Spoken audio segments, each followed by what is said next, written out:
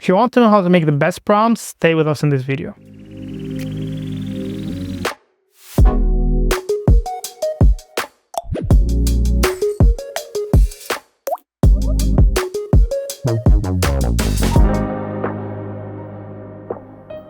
Hello, my name is Omar, and I'm the Senior AI Trainer here at Applied AI Institute for Europe, and welcome to our Generative AI video series, How to Master AI Tools at Work.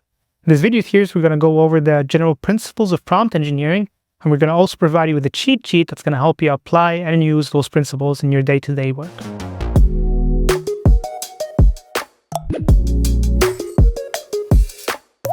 First, let's start with a couple of definitions. The prompt, you might probably already know, is just the message you send to LLMs. It's really just like a natural text that you send with a description of the task that you would like the AI to solve. Prompt engineering is then the process of how you structure this prompt in order to get the best result possible.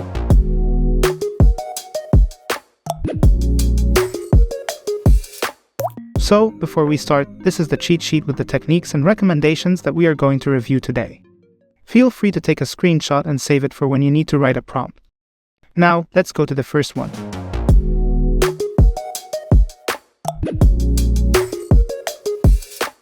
So getting into our techniques, first technique we have is called the RTF framework, which stands for role, task, and format.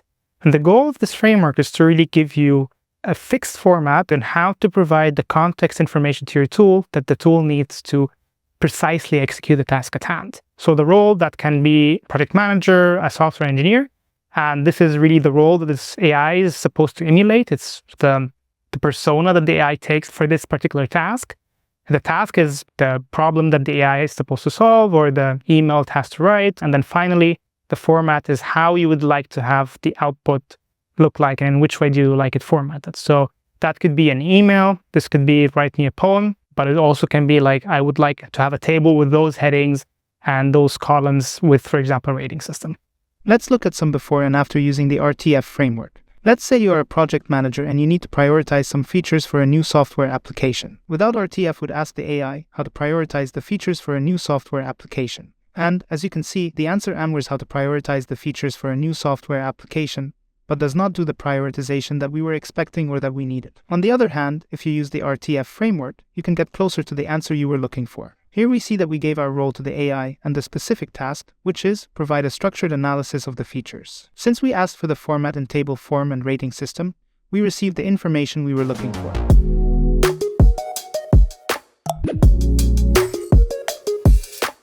Now, let's move on to the second technique, which is providing context and be as clear as possible. It's a very high-level technique. It's not as concrete as using the RTF framework, but it definitely applies to whatever prompt or whatever task you're trying to achieve with the generative AI tool. Let's say that you are a high school teacher working on your next class about the chaos theory. Without context, we build an unspecific prompt, such as explain the chaos theory, and you will receive an output similar to the Wikipedia in a really long answer. On the other hand, if we give context to the prompt, for example, by adding clear instructions such as writing just 200 words, illustrating the chaos theory for a high school student, using only aspects from daily life, that you will obtain an answer crafted to your specific needs.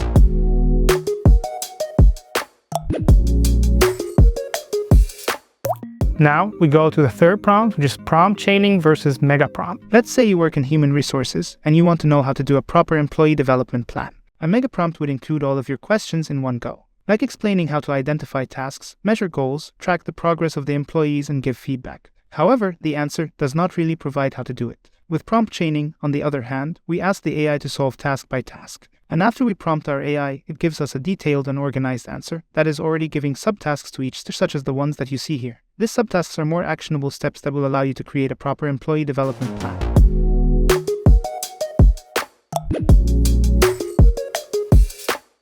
Then we get to zero-shot, one-shot, and few-shot learning. So zero-shot is just giving the task to the AI tool without giving it an example to how the answer could look like.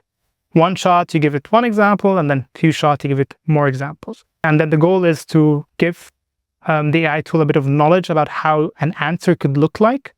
For example, let's say you work in marketing and a restaurant wants to analyze the sentiment of the reviews from many sites. You could just send all of the reviews to your AI and ask for a sentiment analysis, right? This would be called zero shot, as we are giving no examples to the AI. However, you might not get the result you want.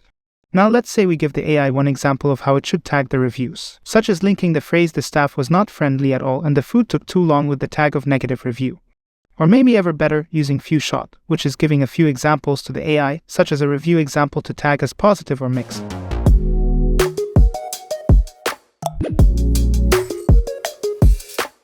So now number 5, we have prompt structuring. Prompt structuring is very simply just structure your prompt, and this would help you reduce the misunderstandings that can happen through the AI.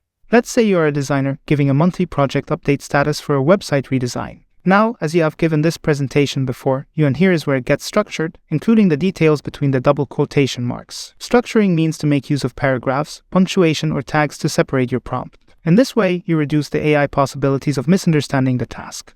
This is you telling the AI, look at the text between the quotation marks. This is how I would like to have the project status update look like. And so you give it the project name, project phase, current status, and etc.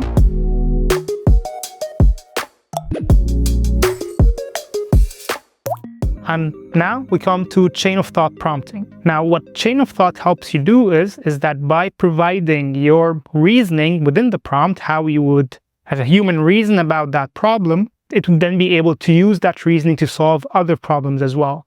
Now, this can apply to mathematics, this can apply to politics, and it's just about you providing the AI with the way it should reason and go about a certain textual problem. To give an easy example, let's say we ask our AI for a mathematical question.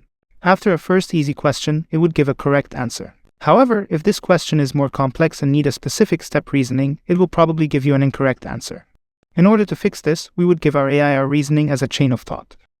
For example, including to our math problem the answer, Sarah has 8 candies, 4 packs of 5 candies, each is 20, therefore 8 plus 20 equals 28.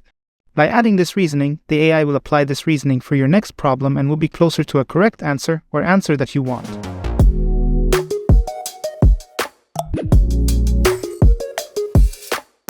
Then you have, finally, consistent qualifiers and setting the voice tone.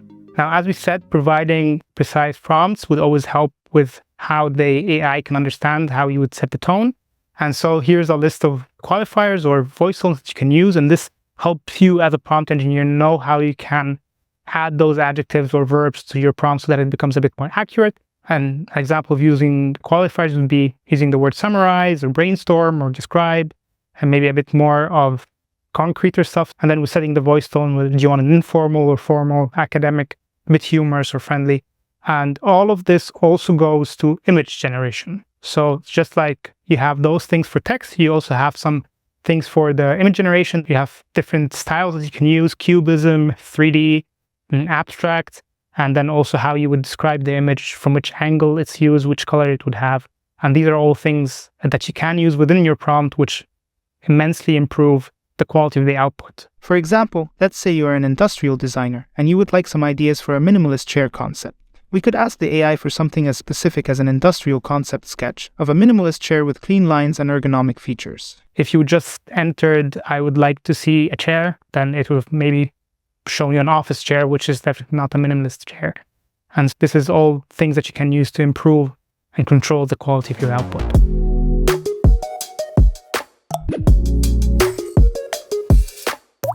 So now we've gone over all of those techniques that can help you structure your prompt more efficiently and effectively. And with that, you're always able to get a better output from the tool. What this doesn't mean, however, is that you should blindly rely on the tool. At the end of the day, generative AI tools are still prone to hallucinations. They can still output incorrect information, like, for example, saying that Mexico City is not the capital of Mexico. Therefore, you should always stay in the loop.